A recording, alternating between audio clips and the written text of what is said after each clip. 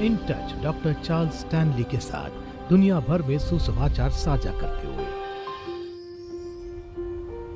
अपने जीवन काल में मैं 43 वर्ष की आयु तक प्रभु को नहीं जान पाई, तो मैंने प्रभु के बिना ही मेरा पूरा बचपन और यौवन बिताई। परमेश्वर को नहीं जानती थी, मसीह को नहीं जान पाई, यीशु के साथ कोई संबंध नहीं था। जब मैं अपने पति से मिली तो हम दोनों के 3 बच्चे थे।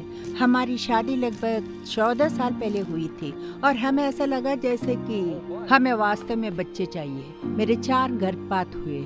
मुझे स्वास्थ्य संबंधी समस्याएं थी। हमारे पास अनेक कारण थे जो कि हमें बच्चे पैदा करने से रोक रही थी। मैंने उत्पत्ति खोली और मैं अब्राहम और सारा के जीवन को लेकर प्रार्थना करने लगी। इस बात ने मेरे दिल को खोल दिया और मैं ये कहना चाहती हूँ कि परमेश्वर ने उन्हें आशीषित किया और मैंने उस बात को लेकर प्रार्थना की। और फिर खबर मिली कि 5वें अवसर पर मैं गर्भवती हुई हूँ और सब कुछ अद्भुत लग रहा था।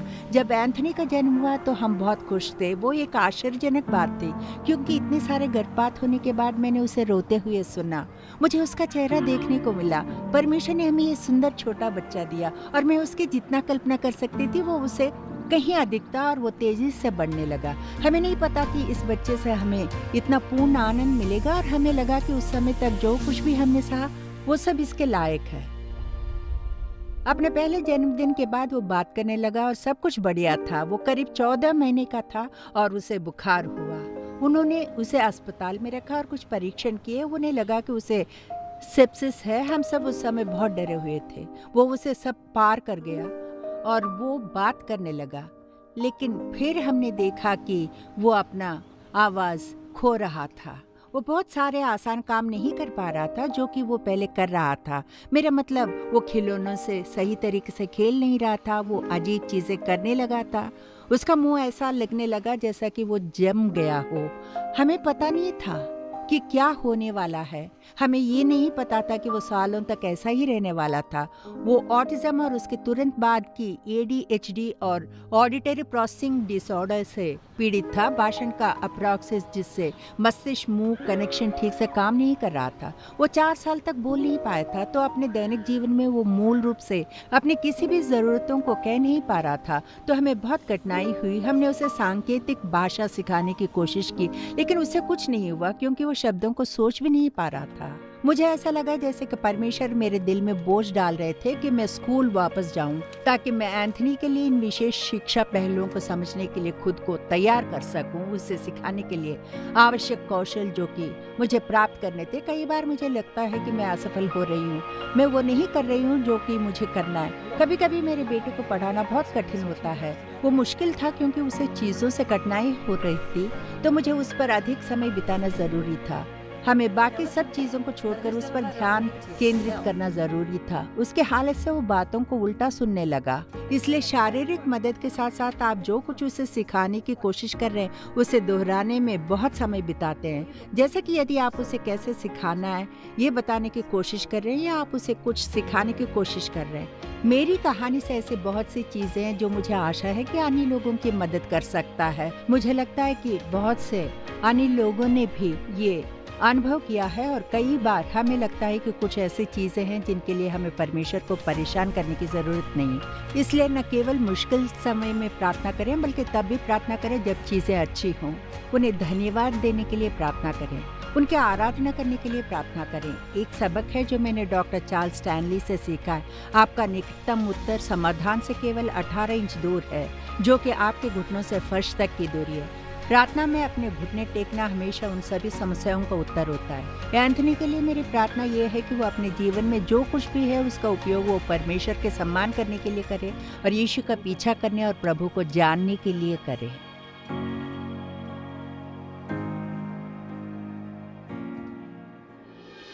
इन टच पर अगला, क्या प्रार्थना परमेश्वर को प्रभावित करती है? यीशु मसीह के अनुयायी के रूप में आपकी सबसे शक्तिशाली संपत्ति क्या है? सबसे बड़ा विशेषाधिकार क्या है? और प्रभु ने आपको अब तक का सबसे अच्छा उपहार क्या दिया है? इन तीनों सवालों का जवाब है प्रार्थना। प्रार्थना। और कभी कभी इसे हल्के से ले लेते हैं, बस सोचते हैं कि इसे हम कभी भी कर सकते हैं। और अगर आप किसी से भी पूछें कि क्या प्रार्थना में विश्वास करते, तो वे कहेंगे हाँ, अगर पूछने पर कि प्रार्थना करते हैं तो सबसे अधिक संभावना है कि कहेंगे हाँ। यदि पूछे कि आप किस से प्रार्थना करते हैं तो कहेंगे परमेश्वर से।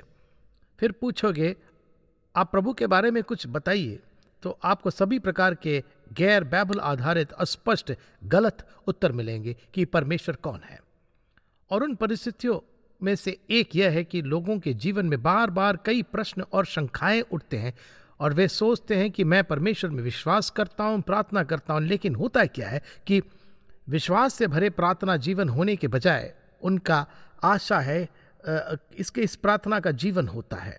और वे प्रार्थना करते हैं, आशा करते हैं, वे अपना अनुरोध करते हैं, आशा करते हैं।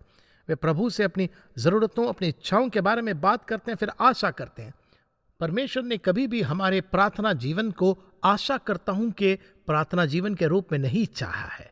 उन्होंने इसे आत्मविश्वास और आश्वासन और पूर्ण दृढ़ता का जीवन बनाने का इरादा रखा है कि हम उसके पास आ सकते हैं, अनुरोध कर सकते हैं, दिल में विश्वास कर सकते हैं कि हमारे स्वर्गीय पिता प्रेम और शक्ति और अनुग्रह और भलाई के प्रभु है और कि वह अपने बच्चों की प्रार्थनाओं को सुनने और उनका उत्तर देने के लिए तैयार है। वह ऐसे ही है, वह उस तरह का परमेश्वर है। हम उनके पास कैसे पहुंचे? अपने पुत्र यीशु मसीह के माध्यम से। यह आपके और मेरे पास सबसे अद्भुत विशेषाधिकार है, उनके साथ बात करने, उनकी बातें सुनने और यह जानने कि वह प्रेम से हमारे दिल से बात करते हैं। तो इस संदेश में इस पूरे मुद्दे से निपटना चाहता हूं। क्या प्रार्थना परमेश्वर को प्रभावित करता है या नहीं? तो और ऐसा करने की प्रक्रिया में मैं 4 छोटे छोटे चिपचिपे सवालों के जवाब देना चाहता हूं जो अक्सर हमारे दिमाग में आते हैं। और जब हम प्रार्थना करते हैं तो कभी कभी वे उठ खड़े होते हैं, और जब ऐसा करते हैं तो वे उस समय हमारे विश्वास को कम करते हैं, जबकि हमारे स्वर्गीय पिता कहते हैं कि हम उनके पास आत्मविश्वास और आश्वासन और साहस के साथ आए। तो मैं इसे स्पष्ट करना चाहता हूं कि आप पहाड़ पर उपदेश मत्ती के 7वें अध्याय और 7वें वचन से एक बहुत ही परिचित भाग को देखें। कुछ सरल बातें जो यीशु ने प्रार्थना के बारे में कही है। और कई बार लोगों के मन में यह विचार आता है कि खैर मुझे बस इतना करना है कि बस मांगो और मैं पालूंगा। लेकिन आपको ये याद रखना है कि हमारे हृदय की पवित्रता हमारी प्रार्थनाओं के प्रति परमेश्वर की प्रतिक्रिया को प्रभावित करती है। जरा सुनिए कि वो क्या कहते हैं। मत्ती 7:7, मांगो तो तुम्हें दिया जाएगा, ढूंढो तो तुम पाओगे, खटखटाओ तो तुम्हारे लिए खोला जाएगा। क्योंकि जो कोई मांगता है उसे मिलता है, और जो ढूंढता है वो पाता है, और जो खटखटाता है उसके लिए खोला जाएगा।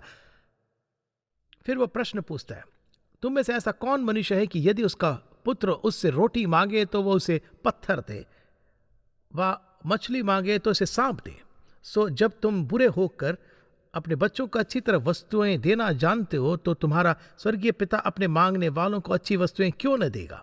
वह ऐसे परमेश्वर है, एक अच्छा परमेश्वर है जो अपने बच्चों को अच्छी चीजें ही देना चाहता है। अब मैं लगभग 4 प्रश्नों का उत्तर ये मैं यहाँ देना चाहता हूँ। 4 छोटे छोटे सवाल, जो परेशान करने वाले सवाल जो हमारे दिमाग में बार बार आते हैं, जो कभी कभी समस्या का कारण भी बन जाते हैं। और तो कई बार लोग जवाब देते और कहते हैं वो अगर ये बात सच है तो क्या है? मैं चाहता हूँ कि आप ध्यान से सुने, तो आप सुनिश्चित करें कि आप मैं जो कह रहा हूँ उसे सुनने, न कि वह जो मैंने नहीं कहा।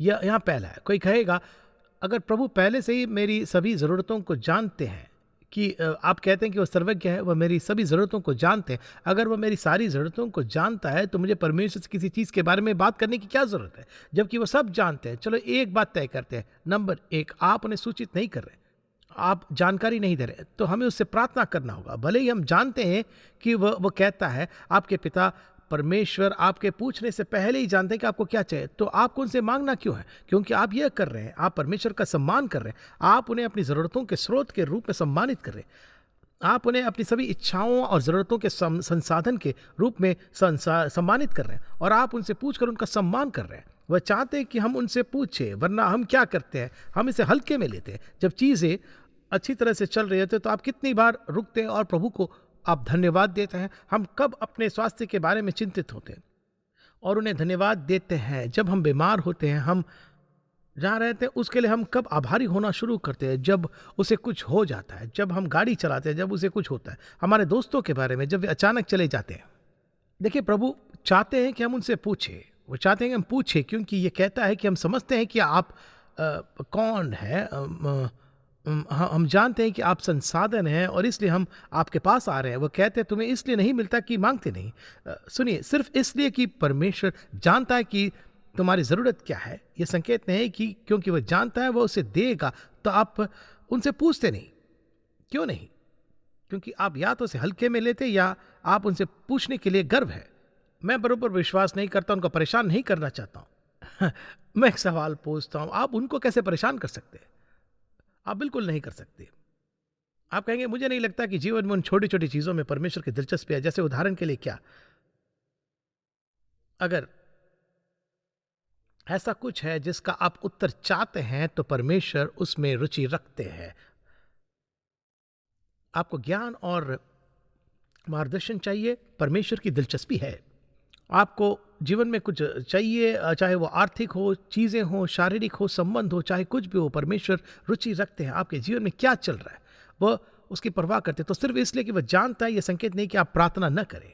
दूसरा प्रश्न जो मुझे लगता है कि अक्सर आता है वो यह है, यदि परमेश्वर ने पहले से ही तय कर लिया है कि वह किसी परिस्थिति में क्या करने वाले, तो मुझे प्रार्थना क्यों करना है? ऐसा लगता है कि यह समय की बर्बादी है। यदि वह पहले से ही तय कर चुके हैं कि क्या करने वाले, तो प्रार्थना क्यों करनी? एक बहुत अच्छा कारण है, दो अच्छे कारण है कि हम प्रार्थना क्यों करने चाहिए, जबकि परमेश्वर ने पहले से ही तय कर लिया कि वह क्या करने वाले हैं।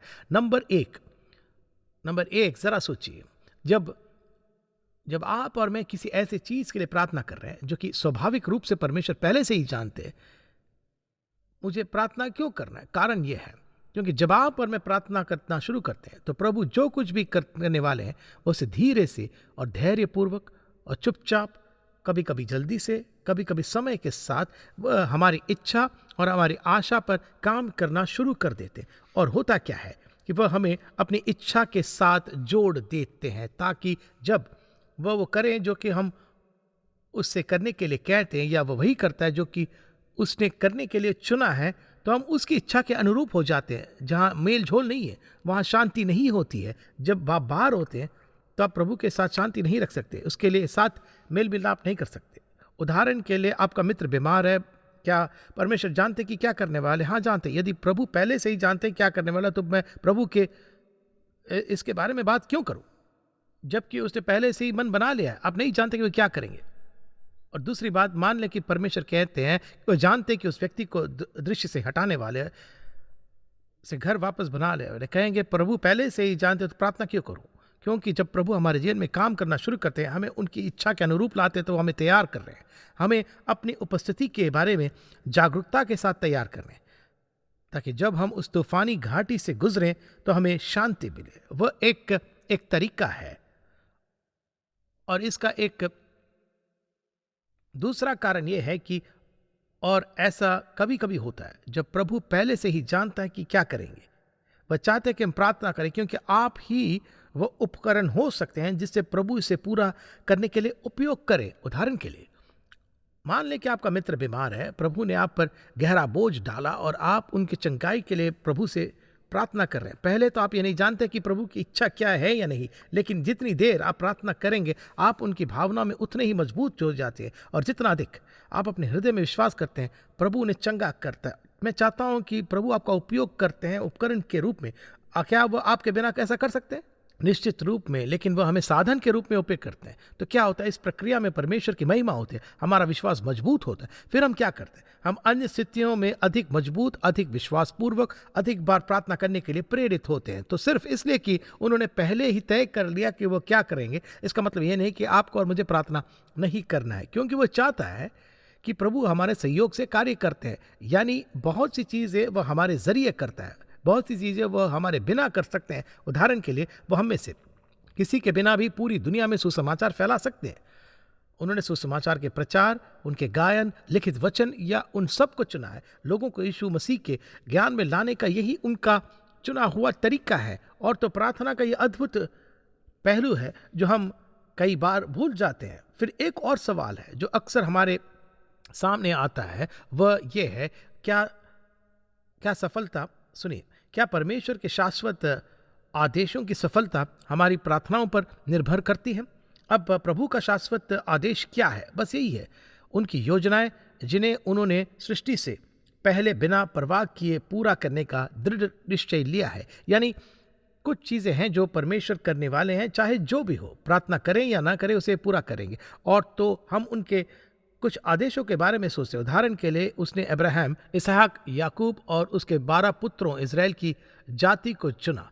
परमेश्वर ने उन्हें अपने चुने हुए लोगों के रूप में चुना और वे कहते हैं मैं ये करूँगा। और दोस्तों, इससे कोई फर्क नहीं पड़ता कि इस दुनिया में क्या चल रहा है, कितनी परिस्थितियाँ मिलती है, कितने युद्ध चल रहे हैं, इससे कोई फर्क नहीं पड़ता। जब प्रभु कुछ आदेश देता है तो उसे पूरा करेंगे। और तो हमारी प्रार्थनाओं का उन चीज़ों पर बिल्कुल कोई प्रभाव नहीं पड़ता है जो प्रभु ने पहले से तय किया, वह बिना शर्त के करेंगे। अब कुछ चीज़ें हैं जो शर्त है। उदाहरण के लिए वह कहता है, तब यदि मेरी प्रजा के लोग जो मेरे कहलाते दीन होकर प्रार्थना करें और मेरे दर्शन के खोजी होकर अपनी बुरी चाल से फिरे, तो मैं स्वर्ग से सुनकर उनका पाप क्षमा करूंगा और उनके देश को ज्यों का त्यों कर दूंगा। यह किस बार पश्चात सकते अगर वे प्रार्थना करते। लेकिन कुछ चीज़ें हैं जो प्रभु कहते होने वाला नहीं, अगर लेकिन और किसी भी प्रार्थना का उस पर कोई प्रभाव नहीं, तो क्या हमारी प्रार्थनाओं से पर प्रभु के आदेशों पर प्रभाव होता? बिल्कुल नहीं। उन पर किसी भी प्रकार का कोई प्रभाव नहीं पड़ता। कुछ चीज़ें हैं वह चाहे कुछ भी हो जाए वह करेंगे, लेकिन यह वह जगह नहीं जहां हमारी समस्या है। देखिए, मान लीजिए दूसरे शब्दों में, यदि हम उन चीज़ों के बारे में प्रार्थना नहीं कर रहे हैं जिन्हें प्रभु ने तय किया है, चीज़ें जिन्हें उसने बहुत पहले तय किया था, तो उसके बारे में कुछ नहीं कर सकते। लेकिन आप और मैं हमारे जीवन के लिए जिम्मेदार है, और हम प्रार्थना नहीं करेंगे तो उसका परिणाम है। हम अपने जीवन में प्रार्थना नहीं करेंगे तो उसके परिणाम होते हैं। हम पाप में पड़ते हैं, निराश हो जाते हैं, उदास हो जाते हैं, जीवन में फलहीन हो जाते हैं। हमारे जीवन उस तरह से नहीं होता जैसी होनी चाहिए। क्यों? क्योंकि आप देखिए, प्रार्थना ही वह चीज़ है जो हमें जोड़े रखती है। प्रार्थना उस सामर्थ की तरह है, और जहाँ प्रार्थना है वहाँ सामर्थ है, और जहाँ प्रार्थना नहीं है वहाँ कोई सामर्थ नहीं। आप शायद सोचें, मैं पाप में क्यों पड़ता रहता हूँ, मैं ऐसा क्यों नहीं कर सकता, मेरे उपदेश प्रभावी क्यों नहीं हो रहे, या मेरे गवाह प्रभावी क्यों नहीं है, मैं ये क्यों नहीं समझ पा रहा हूँ, क्यों। और मैं आपसे एक आसान सा सवाल पूछता हूँ, आप अपने जीवन में ज्ञान और मार्गदर्शन और निर्देश और उनके सामर्थ्य के लिए पिता परमेश्वर के सामने कितना समय बिताते हैं? उसके वचन में उनकी दृष्टि और वह करने की सामर्थ्य जो परमेश्वर चाहता है कि आप करें, वह सामर्थ्य का स्रोत है। आप उसे काट देंगे तो आपको समस्या ज़रूर होगी। और मैं इस चीज़ की बात कर रहा हूँ, वो चीज़ें हैं जो बिजली लाइन को शॉर्ट सर्किट करते हैं। हमें संदेह होता है, यदि प्रभु पहले से ही जानता है कि मुझे प्रार्थना क्यों करनी चाहिए, यदि वह पहले से ही ठान चुके हैं, तो इससे क्या फ़र्क पड़ता है? इससे फ़र्क पड़ता है क्योंकि हम अपने जीवन के लिए, अपने कार्यों के लिए और जीवन में कार्यों की कमी के लिए जिम्मेदार है। जब आप अपने प्रार्थना जीवन में उसके साथ जुड़ जाते हैं और ये आपके अंदर जो हो रहा है उसका दिल और केंद्र बन जाता है, पता है क्या होगा? आप में शांति और आनंद और संतोष होगा, और प्रभु आपको लोगों के जीवन में उपयोग करना शुरू करेंगे। और आप कहेंगे, मैं चाहता हूं कि प्रभु द्वारा प्रयोग किया जाऊं, फिर प्रार्थना करना शुरू करें। पर यह प्रार्थना मत करो कि हे परमेश्वर कृपया मेरे उपयोग करे। यह प्रार्थना करें, आप सुन रहे थे, आमीन कहो। प्रार्थना करें, परमेश्वर मुझे उपयोग करने के लिए फिट बना है। पता है वो क्या करेंगे? आपको उपयोग करेंगे। आप उपयोग करने के लिए फिट हो जाते हैं और वो आपके जीवन में काम करेंगे। तो आपके पास एक विकल्प है। अपना जीवन स्वयं के लिए स्वार्थी होकर जी सकते हैं, अपना स्वयं का काम कर सकते हैं। सालों बाद पीछे मुड़कर देखेंगे और सोचेंगे क्या हुआ। बाइबल परमेश्वर जरा आंसू पोंछने की बात करती है। तुम्हें पता है हमें स्वर्ग में क्या रुलाने वाला है? मैं उसे साबित नहीं कर सकता, हमें से कोई नहीं जानता कि दरअसल क्या होने वाला, लेकिन मुझे इस बात की एक झलक है कि हम क्या कर सकते हैं, हम कौन हो सकते हैं, हम क्या हासिल कर सकते हैं, हम दूसरे लोगों के जीवन को कैसे प्रभावित कर सकते हैं, और हमने नहीं किया। जब मैं किसी ऐसी चीज के बारे में सोचता हूं जो हमें निर्णय में रुला देंगे, भले ही वह पुरस्कारों का निर्णय हो। अब एक आखिरी सवाल, क्या हमारी प्रार्थना परमेश्वर के मन को बदल देती है? मैं चाहता हूं कि आप पवित्र शास्त्र के निर्गमन के 32वें अध्याय की ओर मुड़े। निर्गमन का 32वां अध्याय। आइए आपको बताते हैं कि क्या हो रहा है। मूसा सिनाई पर्वत पर चढ़ गया था और उसने 10 आज्ञा प्राप्त कर लिया था, और परमेश्वर देख रहे हैं कि क्या हो रहा है। और यहोवा ने उससे क्या कहा? उन्होंने खुद को भ्रष्ट कर दिया है। और 32वें अध्याय का वचन 9 कहता है, फिर यहोवा ने मूसा से कहा, मैंने इन लोगों को देखा और सुन, वे हठीले हैं। अब मुझे मत रोक, मेरा कोप उन पर भड़क उठा है, जिससे मैं तुम्हें भस्म करूं, परंतु तुझसे एक बड़ी जाति उपजाऊंगा। तब मूसा अपने परमेश्वर यहोवा को यह कह के मनाने लगा कि हे यहोवा, तेरा कोप अपनी प्रजा पर क्यों भड़का, जिसे तू अब बड़े सामर्थ और बलवंत हाथ के द्वारा मिस्र देश से निकाल लाया है। मिस्री लोग यह क्यों कहने पाए कि वो उनको बुरे अभिप्राय से अर्थात पहाड़ों में घात करके धरती पर से मिटा डालने की मनसा से निकाल लेगा। तू अपने भड़के हुए कोप को शांत कर और अपनी प्रजा को ऐसी हानि पहुंचाने से फिर जा। अपने दास इब्राहिम, इसहाक और याकूब को स्मरण कर। तो बाइबल वचन 14 में कहती है, तब यहोवा अपनी प्रजा की हानि करने से जो उसने कहा था पछताया। अब इसका मतलब है कि आप और मैं परमेश्वर के पास जा सकते हैं जब परमेश्वर ने फैसला किया कि वो कुछ करने वाला, और परमेश्वर के मन को बदल सकते हैं। नहीं, अब इस पर विचार कीजिए और जरा सोचिए, किसने परमेश्वर के लोगों के लिए मूसा के हृदय पर बोझ डाला? खुद परमेश्वर ने। ऐसा क्यों किया? क्योंकि उसने उनके हृदय पर का पाप देखा। वह जानता था कि क्या हो रहा है। वे वहां नीचे इस सुनहरे बछड़े के साथ यह बड़ी पार्टी कर रहे थे। ये सुनहरे बछड़े की पूजा कर रहे थे जो उन्हें मिस्र के बंधन से बाहर नहीं लाया। और तो यहाँ परमेश्वर कह रहे हैं, मैं उन्हें दंडित करने वाला हूं। और मूसा ने रोते हुए कहा, कृपया अपना मन बदले, ऐसा न करें। तो क्या होता है? परमेश्वर मूसा के हृदय पर भार डालता है। मूसा के मन में इज़राइल जाति के प्रति ऐसी करुणा है, वो परमेश्वर को पुकारता है कि कृपया कृपया कृपया कृपया उन्हें एक और मौका दें। परमेश्वर कहते ठीक है। तो परमेश्वर अपना मन बदलते हैं। अब ध्यान से सुनिए, सुन रहे हैं तो आमीन कहिए। 3 चीजें हैं जो परमेश्वर कभी नहीं बदलते: उनका स्वभाव, उनके उद्देश्य और उनके वादे। वे कभी नहीं बदलते। तो जब हम सोचते हैं कि प्रभु अपना मन बदल रहे हैं, तो वो हमें बिना शर्त प्रेम करने के बारे में अपना विचार नहीं बदलते। वो किसी भी चीज के बारे में अपना विचार नहीं बदलते जो कि उनके चरित्र, उद्देश्य या उनके वादों से संबंधित है। बदल नहीं सकते, उन्हें बदला नहीं जा सकता। तो जब बाइबल कहते हैं कि वो बदल गए, तो देखिए क्या हुआ। उन्होंने कहा, मूसा तुम जो कह रहे हो मैं सुन रहा हूं। तब मूसा पर्वत से नीचे उतरता है और वह जो हो रहा है उसे देखता है। तो क्या करता है? वह उन्हें न्याय का संदेश सुनाता है और वह उस सोने के बछड़े को जला देता है। वह उसे कुचल देता है, उसे पानी पर फैलाता है और फिर उन्हें पिलाता है और फिर अपने उन लोगों को बुलाता है जो उसके पक्ष में है। उसने कहा कि तुम जो मेरी तरफ हो, लेवी के गोत्र। फिर वह कहता है अपनी तलवार खींचो। अब एक मिनट रुकिए। वह परमेश्वर को पुकार रहा था कि परमेश्वर ऐसा कुछ न करे, और उन्होंने उनमें से 3000 को मार डाला। प्रभु लोगों की दशा जानता था। उसने उनके लिए प्रार्थना करने के लिए बोझ मूसा के दिल पर रखा। क्या परमेश्वर जानते नहीं थे कि वह क्या करने वाले थे? हाँ, वह जानते थे। तो होता क्या है, मूसा ने उन पर तरस खाया और उन पर अपने जुनून में और उनके प्रति अपने प्रेम में उसने देखा कि वे कैसे एक दूसरे को भ्रष्ट कर रहे हैं, और वे उनमें से 3000 को मार डालते हैं। कभी कभी आप और मैं प्रभु के पास आते हैं और उनसे यह करने या ऐसा करने का वैसा करने के लिए कहते हैं। तो पता क्या लगता है, परमेश्वर हमेशा जानते हैं कि सबसे अच्छा क्या। और तो उसने उनकी प्रार्थना सुनी, क्योंकि वह अनुग्रह का प्रभु है। उसने मूसा की याचिका को सम्मानित किया, लेकिन अंत में प्रभु ने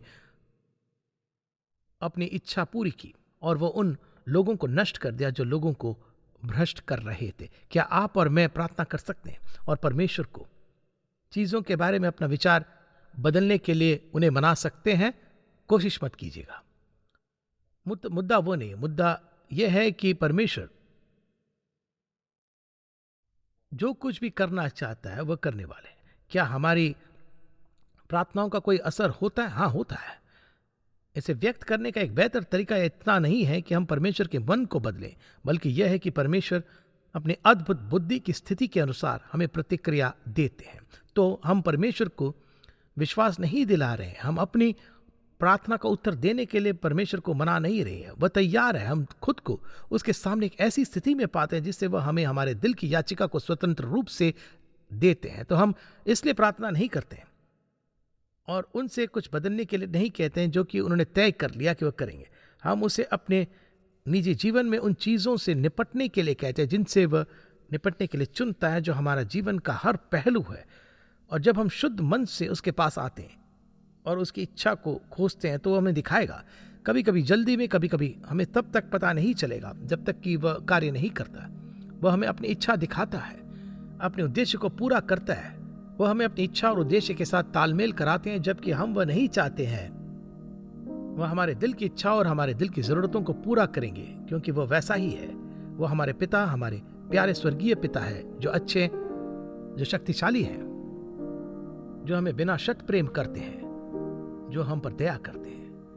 क्या प्रार्थना करने या न करने से फर्क पड़ता है? हाँ, फर्क पड़ता है प्रार्थना करते या नहीं। कोई फर्क पड़ता है कि आप अपने जीवन के बारे में प्रार्थना करते या नहीं? हाँ। तो आपके दोस्तों के बारे में क्या? हाँ। उन लोगों के बारे में क्या जिन्हें आप नहीं जानते? हाँ, क्योंकि प्रभु हमसे उतना ही प्रेम करते हैं। वो किसी और के जीवन को प्रभावित करने के लिए, आपका उपयोग करने के लिए तैयार है। जरा देखिए, क्योंकि इससे पहले कि आप अपने व्यक्तिगत उद्धारकर्ता के रूप में यीशु मसीह पर भरोसा करते हैं, आप जानते हैं परमेश्वर क्या कर रहे हैं। किसी व्यक्ति की प्रार्थनाओं का उत्तर दे रहे थे जो आपके उद्धार के लिए प्रार्थना कर रहे थे। यही ईश्वर की कृपा है।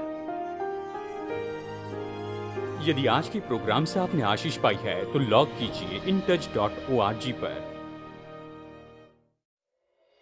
इन टच पूरे संसार में लोगों को परमेश्वर के साथ में बढ़ने वाले संबंध में बनाता है और लोकल चर्च को बल देता है। ये प्रोग्राम इन टच सेवकाई के द्वारा प्रस्तुत किया गया है। ये परमेश्वर के अनुग्रह से और आपकी प्रार्थना और भेंटों के द्वारा ही संभव हो सका है।